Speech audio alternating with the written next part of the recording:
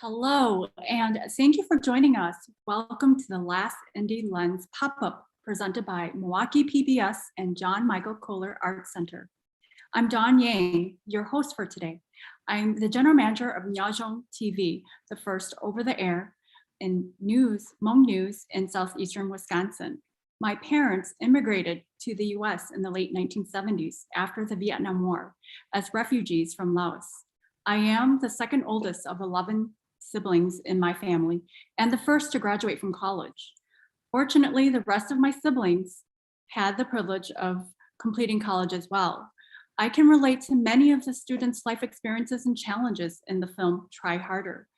This year, we've showcased powerful films from Independent Lens, including Storm Lake, Missing in Brooke County, Apart, and Writing with Fires. These films by independent filmmakers across the country address some of the most important issues of our time and provide a richer understanding of society today. I'm excited to continue our conversation on today's film, Try Harder, by Debbie Loom. First, I'd like to introduce to you our guest panelists for today. Our first guest is Lou Nakasako. Lou is the producer and cinematographer for Try Harder. He has worked as a camera assistant on both Crip Camp, which premiered at the 2020 Sundance Film Festival, and HBO's We Are the Dream, the Kids of Oakland MLK Rhetorical Fest. He was assistant director on Freeland, which premiered at the 2020 SW Film Festival, and co-editor on Michael Seaves' Days of Justice, which aired on PBS Doc World program in 2019. His short narrative film, Brothers, which won UCLA's Best Undergraduate Screenplay, was screened in the prestigious UCLA Director Spotlight as one of the program's top 9 films of the year, and went on to play at numerous film festivals among the CAMFest, Los Angeles Asian Pacific American Film Festival, and Toronto Real Asian Film Festival. Lou has a BA from UCLA School of Theater, Film, and Television. Our second guest is Rachel Schmidt. Thank you, Rachel, for sharing your very personal experience with us. Rachel graduated from Lowell High School. At Lowell, she was a member of the Shield and Scroll Honor Society and an editor-in-chief for the school newspaper, The Lowell. In 2021, she graduated with honors from Brown University with a Bachelor's of Science in Biology. She's currently working as a neuroscience research associate at UCSF and hopes to pursue an MD and PhD. Our third guest is Paul Ta. Paul came from a Thailand refugee camp. Her native language is Karen. Her family moved to Milwaukee in search of a better living and education opportunities. She graduated from South Division High School, and she's currently pursuing a marketing degree at the University of Wisconsin-Milwaukee. She's the oldest of her siblings and the first generation in her family to go to college. Paul is doing everything she can to be a good role model for her younger siblings. Her goal is to be financially stable and be able to help those in need. She wants to give back to Thailand's refugee community. Our fourth and final guest for today is Michelle Vale. Welcome, Michelle. Michelle has been a proud Milwaukee Public Schools educator and school counselor for 25 years. She is a first-generation college graduate herself, which she believes helps her to understand her students' perspectives and needs. She listens to her students' needs and wants before trying to help them to make sure it is their plan and not hers. She reminds students that it's okay if their path changes or detours. It doesn't make them a failure. Michelle graduated from MPS and she understands the extra obstacles that our students face and how to navigate around them. When she's not at work, she enjoys her 2 sons' sporting events or boating with her husband. Welcome, everyone. Now let's get the conversation started. My first question today is for Lou.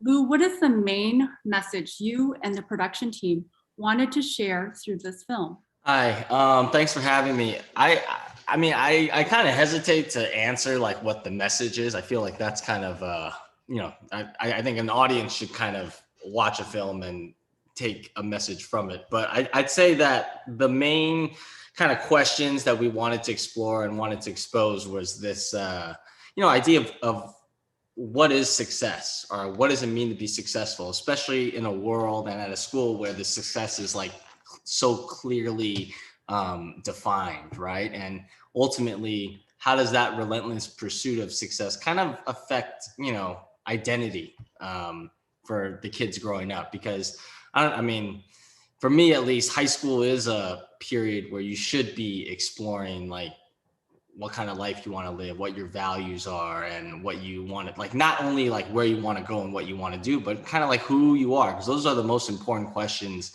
that you'll be answering once you hit adulthood. Well, thank you so much for, putting together this wonderful film. It's exquisite. I mean, it's upfront, it's riveting, it's moving. I mean, not a lot of people had a chance to, see this firsthand as far as what all the students are going through as far as applying into colleges. That leads me to the next question, Rachel. How does your racial or ethnic identity affect the way you see yourself? Hi, thank you for having me. In many ways, I feel my identity informs every aspect of my self-image, but also when I look at myself, I see no labels and just me. So it's kind of like everything and also nothing. I feel very proud of myself and my culture and my ancestry. I think in the film, especially as well, you can see that I'm not necessarily having an identity crisis, but really wrestling with a lot of questions about how I self-identify.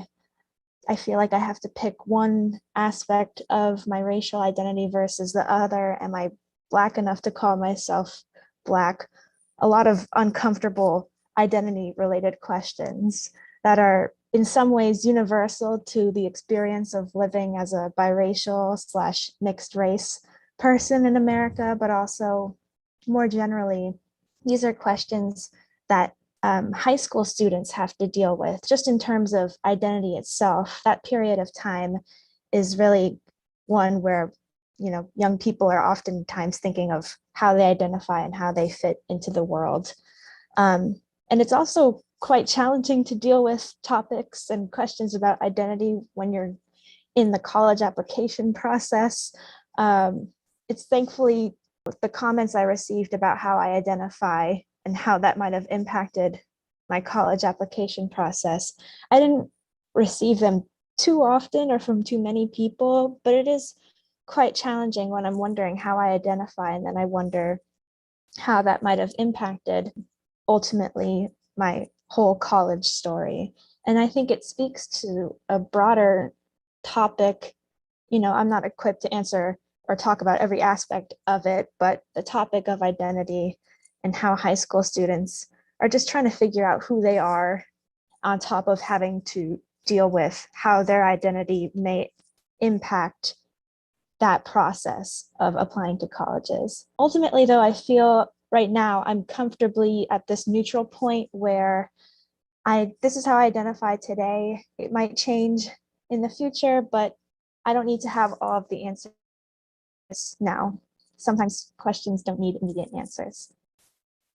And thank you so much, Rachel, for sharing that. I'm sure that so many other people that are biracial nowadays are struggling with that, and just seeing your journey and then understanding that at some point in time, you will come to a point where you're just going to be okay with deciding and with yourself, right? And figuring out who you are. And in the beginning, it seemed like you were struggling a little bit, but it sounds like today you're good. Yeah, definitely. Much better point today than I was in the film. So happy about that. And so if for those who are struggling with identity, just know that at some point in time, you'll be okay. And you will just have to be okay with yourself and figuring it out. So this is the next question I have is for Pa. Pa, did you feel the added pressure being the oldest and the first generation here, knowing how much your parents struggled and what they had to give up Did you feel that added pressure? Hi, thank you for having me here. Truthfully, I feel no pressure, even though sometimes I feel like I'm not good enough, like, because there's a lot of stuff to do and to handle. And like, I know that my parents want the best for me, even though they can sometimes be tough on me. Most importantly, I just knew that my siblings are looking up to me and my parents are also depending on me.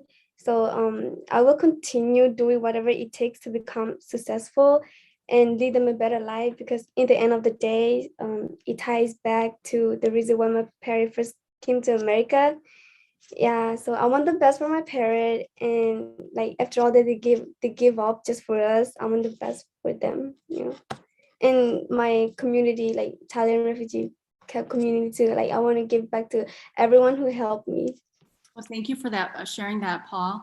I know as a second oldest in a large family, with my parents did not go to college. Obviously, they were first generation immigrants here. So I had to figure out a lot of it on my own. Did you find yourself doing that as well? Is just figuring it out along the way, Paul? Yeah, I have to do everything, like including like for example, doing from translating to like when signing the paper. Like my parent, like I was sometimes even doing myself, even though I know it's illegal, because like sometimes I know they're being so busy, but most of the time we get them signed, you know.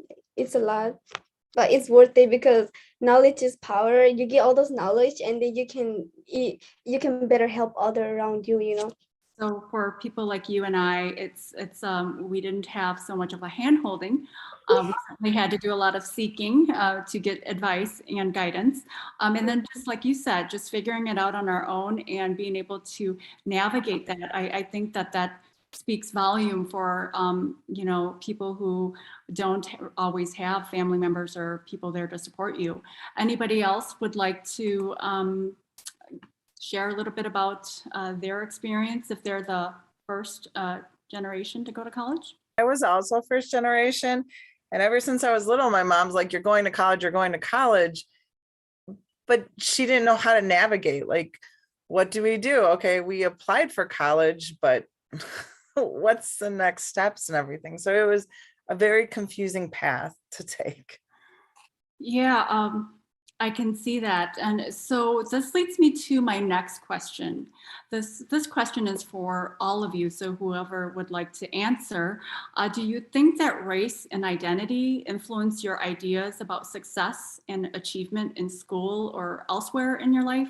Yeah, I mean, I think race and yeah, I think, but more importantly, I think your family background, I think probably has the biggest impact on, say, what you want to do educationally, right? Because I mean, if you watch Try Harder, yes, it is a predominantly Asian American school, but if you look at Rachel here, like her mom is like pushing her to be successful as well, right? And when you talk to like people that are touring around, like going to college fairs all across the nation, they will tell you that this obsession of college is a nationwide thing. Everybody cares so much about it, right? And I mean, after I was working on Try Harder, I was doing research and development at another high school that was completely different from Lowell. It was kind of like it's like an average high school in in an inner city or in an urban city. And when you talk to the kids there, I mean, they'll tell you straight up that from kindergarten to fifth grade, the parents really didn't care how well they did. You know what I mean? And now that they're in high school, the whole idea of getting an education is kind of an afterthought, right? So I actually think that family and the community that your family surrounds you with has a big influence on what you end up wanting to do. I mean, of course, there's racial stereotypes and all that, but I think take it from an individual basis. I think family, the community that you surround yourself with is the most influential. Yeah, I would have to agree with you, Lou, is that family certainly has a huge say in what we decide. Let's go with Michelle. What are your thoughts about this idea of success? Like growing up as a white female, it was never an option. I felt like growing up that I could go into the trades because that was for men only. And so it was pretty much like, you're going to college, all your friends are going to college. This is what you have to do. That there weren't other options. Like now in the high school, I see about how kids could be a fire cadet or how they could do aviation or something, where they don't necessarily go directly to college or city year where they work as a teacher. And it was just a very narrow path that I had to get on. And I didn't know where this path was going to lead me when I first started college. I mean, I started college as a pre-pharmacy major. I taught science, and then now I'm a school counselor. So you just never know what's going to happen when you get on that path. But I was told, get on the path by my family. Certainly getting on a path is a good start to anything really, right? Besides just not being able to, not having a direction. So I guess my next question would be for Rachel. Rachel, would you like to share a little bit about your ideas about success and achievement in school and or in life? Yeah, I think particularly at that point in my life, you can kind of get a sense in the film. My relationship with my mother was very strong, and she wanted nothing but to see me at my full potential. But it did lead me to looking to her for a lot of answers, and her ideas about success were very particular. I'll say that. It was informed from her own life experiences. She navigated the workforce, I guess, in the finance sector, and she saw how some places only selected recruits from particular schools, particular places. So that informed her idea of what success was, and it really influenced me. Now, thankfully, I'm at a point in my life where I'm able to form my own idea of what success is, and it's a little different than that. Yeah, but I think so much of my early ideas of it came particularly from my family. And Paul, would you like to add anything to that? Certainly Rachel's said it, we kind of draw from our family first and then we formulate our own. Would you like to add anything else to it, Paul? For me, to answer the question, I think I have a opposite opinion. I feel like I do not believe that race and identity influence how we think about success. I feel like because success, I feel like success can come in many ways, whether it's from real success or spiritual success or educational success. I feel like success comes from what you believe in, your ambition, your dreams, and most definitely your goals. So I think the most important thing is your mindset. It's more about your mindset and how you put into that mindset. Yeah. Well, yeah, I mean, certainly it really comes back to you, right? What your mindset is. And that makes a world of difference. If you are successful in your own mind, on your own terms, as far as school or life, I think that ultimately comes back to each individual. So this leads me back to my next question here. Michelle, in your career, in your field, what is the most stressful aspect about college admissions, and how are today's high school students handling it? Or what should change, if anything? So I feel like for my students, and actually myself, because I have a senior in high school right now, so I'm living this process too at work and at home. So it's 24/7 college admissions in my life, is how to pay for it and what steps are next. So the buildup of, I have to do the applications, I have to get this in, and then you get that letter how many months later saying, congratulations, you're in. And some students are kind of like, okay, what does that mean? What do I have to do next? And some of them are handling it with stride, and I don't worry about it at all. But for some students, they get real introverted. They will stop attending activities and things that they're used to. I have had many students who have realized through this process, they had no clue that they were non-documented. And when they fill out the FAFSA and stuff, it is just a complete crisis for them because they've always assumed I've gone to school with all my other friends. I'm just like everybody else. But then when they fill out that FAFSA and they can't do it, or their family can't do it, it's devastating for them. And then sometimes, like if students can't fill out the FAFSA, some are ashamed and they don't want to talk to people about it. And they try to avoid me. If I see them in the hallway, like, hey, how's it going? How can we help you with this? And all of a sudden they'll be like, hi, or whatever, and just kind of walk away, and they won't go into it more. And it's like, sweetie pie, I have seen many things as a school counselor, and there are many different resources, whether you're documented or not documented. Let's help you through this process and figure out how we can still have you be successful in your eyes, in your future. I would say the biggest help would be if colleges and universities would start more like a student ambassador process, where like after the student gets the acceptance letter, maybe like a week or two later, a student who is currently at that school, maybe like a sophomore or something, where they've kind of worked out some of the kinks, but they're not too far into their program that they don't want to take time for this. I don't know if they would call, text, DM, Snap, whatever social media form of communication the young people are using at that time, and just reach out to them and say, hey, what questions do you have? What concerns do you have? And tell them things like, this is my favorite thing about the university. This is what I wish could change about the university. And I wish then that the student ambassador would continue to contact the student until they actually start. And then, hey, maybe go get a cup of coffee on the first week of school or something. But I feel like that whole, okay, I'm in, and now what?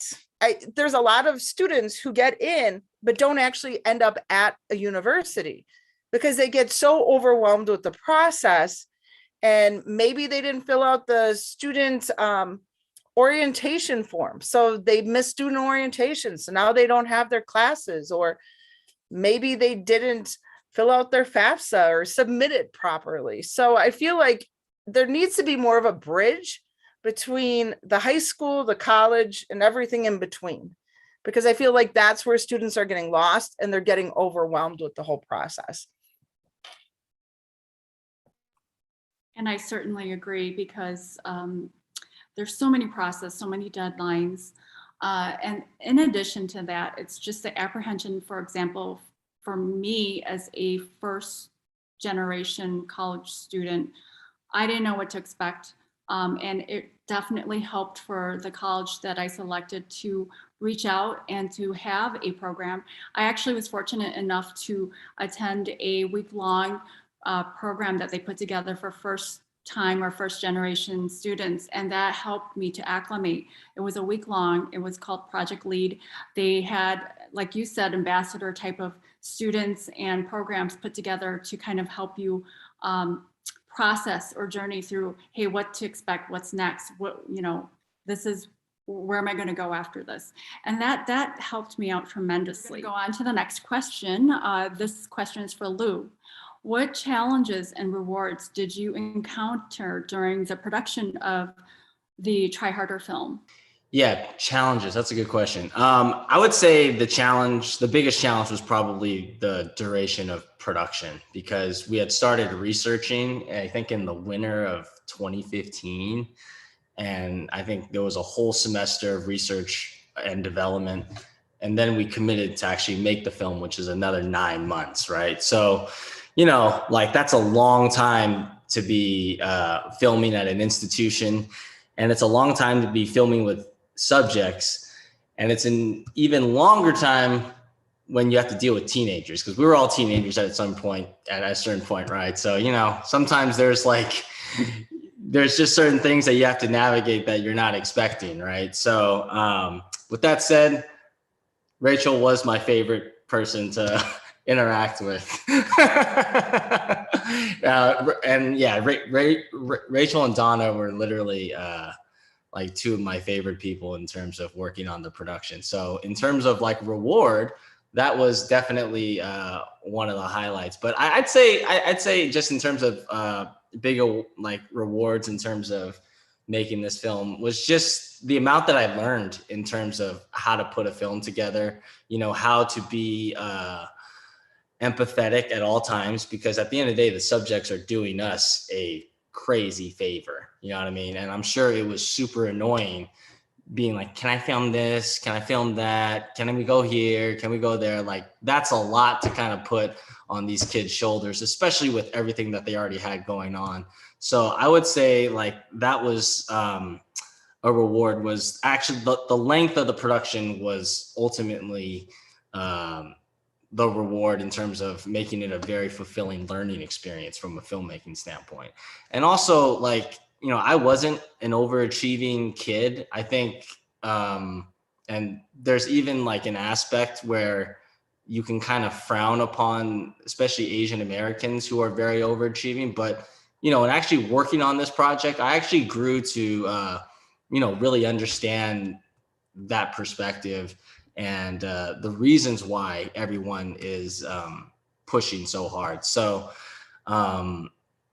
yeah, I mean, I honestly, the one thing I learned in terms of this whole process is like if I was applying to college now, I would have to go the junior college route again for sure, because it's just so competitive. And I kind of, it's unfortunate, but I kind of feel like the mindset that a lot of the Lowell students have is kind of the mindset that elite colleges are looking for. You know what I mean? And I don't know if that's the healthiest thing for kids to have to experience before they go to Harvard, Stanford, or whatever it is. You know what I mean? And as you can see in the film, there's a lot of kids that don't achieve those goals. Like if you notice that ending montage, there's all these kids who are kind of, you know, bitter about the experience, right? Like what happens to them when they get out of Lowell? I can tell you, I'm working on another project with a person who went to Lowell,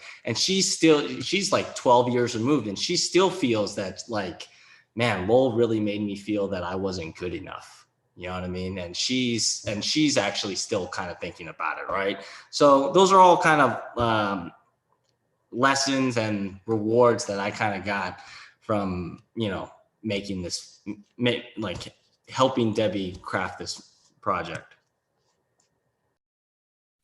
A well-crafted project for sure. And, you know, to thank the school, most like you guys were able to get into that school and film for that duration of time. Wow. And yeah, it's incredible that the students were able to be patient enough and, you know, allowed you guys to follow them around. I just so appreciate that. I absolutely love this film. So this leads me to Rachel. What was your experience like being part of that film? Would you like to talk a little bit? I have nothing but positive things to say. It was a really awesome experience, particularly because the Try Harder team really took care to be sensitive to high school students going through a very vulnerable period of life. So because of that, it really enabled us to open up and share our thoughts on the whole process honestly and freely.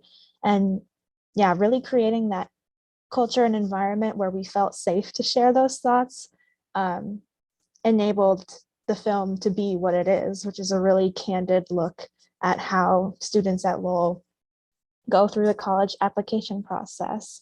And also, it's just so fun to have a camera follow you around campus. It made me feel cool, and I was like decidedly uncool in high school. So to have anything that made me feel cool for a second, I was so down for. So yeah, overall, very positive experience. And that's so wonderful to hear, because there definitely must have been a level of trust there with the team that, you know, you guys are going to have that mutual respect. And it sounds like they did an amazing job, just being very candid and being, like I said, like you said, very sensitive to all of the students and their needs and their struggles. And so this will then take me to my next question here. This next question is for Paul. Paul, were you able to relate to many of your peers, either in high school or or now in college that went through similar struggles or experience or life experiences just like yours? Yes, I've met and I have many immigrant friends just like myself who are struggling through the same experience, and like how we all of us are trying hard for our families and ourselves. I do have a lot of like friends like this, they come from the same culture as me, the same race as me from back in high school, and I will often help them out because I'm like the first person who's like stay longer in American, so I will often help them out when they have language barriers and stuff.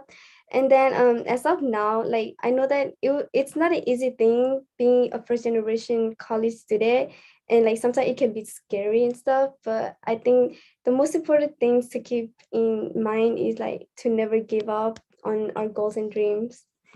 Yeah, like help others if you can, because like they're also strongly the same thing as you, and like you know how you feel when you struggle, like, when you have no help. Sometimes you have anxiety and you're so nervous and overwhelming, and you don't want to see the people that are like you going through the same thing as you. So if you can help, please help out, you know.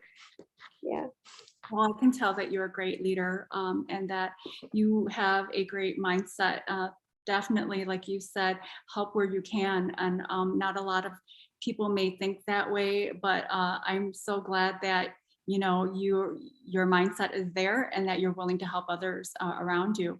You know, when I was struggling myself, I, as a first generation Asian, and I grew up in a predominantly white setting, it was really difficult to really reach out to anybody or to even think like, is anybody going to understand me? So those people that, Paul, that you have helped and that's around you, they're very lucky to have you. And I'm hoping that you'll continue to have that mindset to reach out and help others. This one is for Michelle. Michelle, many of the students at Lowell felt that attending a private out-of-state university was essential to achieving their dreams. How can we create conversations that encourage students to pursue admissions opportunities that fit their individual needs? For example, fitting their interests or finances, rather than, you know, checking prestigious influence boxes. Do you have any word of advice?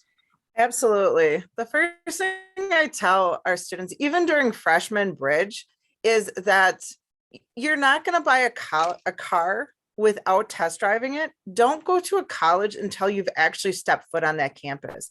Every campus has a different feel to it.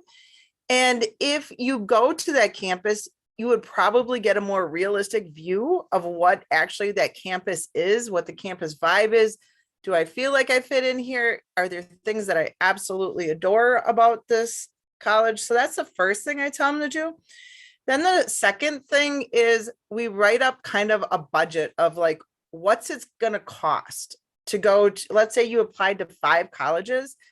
Let's figure out how much is room and board. How much is it if it's out of state? How much is it going to cost you to come home for Christmas or for the holidays or for any breaks? And are you stuck there until summer? So we fill out a budget together, because sometimes that is a big eye opener. Like, am I going to be in $100,000 debt for the rest of my life? You know, what works for that? And remind them that you don't have to graduate from the college you start off at. There are many wonderful programs through MAT in Milwaukee, a Milwaukee Area Technical College, or any kind of junior colleges, and then transfer to it. Because most of the classes you're going to take your freshman and sophomore year are just general ed electives. If you can be in a smaller, cheaper place and then transfer to your dream, it's okay. There's nothing wrong with it. And I always have to try to remind students that, you know, your journey is your journey. Nobody can tell you that your journey is wrong, because it is your journey. Okay, so the next question then is still for you, Michelle, since this is in your field. What are some steps high school students and parents, what are some steps that they could do during the high school years to alleviate some of the stress of the senior year college admissions process? Start as early as possible with everything. The first thing I would say is, even in elementary school, if, when relatives give you money for a holiday, if you can start saving that into a special savings account that you can't have, start exploring. If your school, for Milwaukee Public Schools, we have this thing called Zello, where you do career explorations, do as many kind of career interest inventories to find out what you like. Do college tours. I started having students go their freshman year. Even my 2 biological sons, I've taken them to college tours starting freshman year, because just starting early just spreads the process out. So it takes some of that anxiety over, like, oh my gosh, in between the summer of my junior year and October of my senior year, I have to do all of these things. How am I going to get this done and keep my grades up and be the president of National Honor Society and the football captain? How can I manage all of that?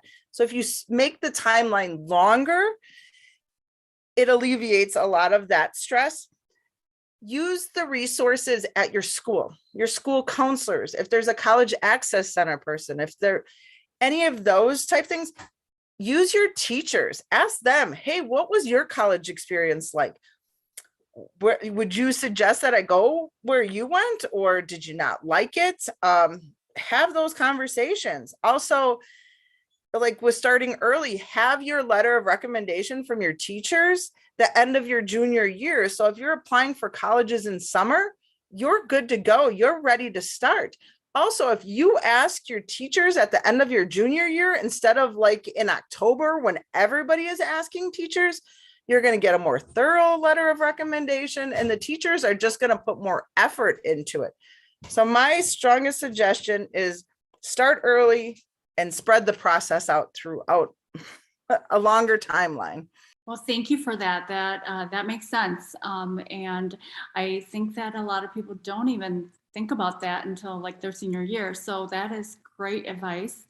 Last question is, what advice would you give to your high school self? And I guess we'll start with Lou, and then Paul, Rachel, and then Michelle last. That's a good question. I guess the advice I would give is, be inquisitive, be empathetic, and don't be scared. You know what I mean? So what I mean by that is that, just at Lowell, right? Everyone's kind of shooting for these elite institutions, right? But a lot of times what will help you in the college app process, or will help you, say, in a college interview, is actually, like Michelle says, be inquisitive, but do it over a long period of time. Because, if you kind of have a wealth of knowledge that you can kind of bring to a college interview, that's going to help you a lot. I think, I've talked to a couple interviewers who've actually interviewed people from Lowell, and sometimes the answers are already in the kid's head. You know what I mean? There's not a natural flow to the conversation, right? So that's the other thing. And then the other thing is, like, in terms of being empathetic, but then not being scared, I think, you have to be willing to, I think if you're more empathetic to people, then you might be, you should use that empathy to be able to take risks yourself.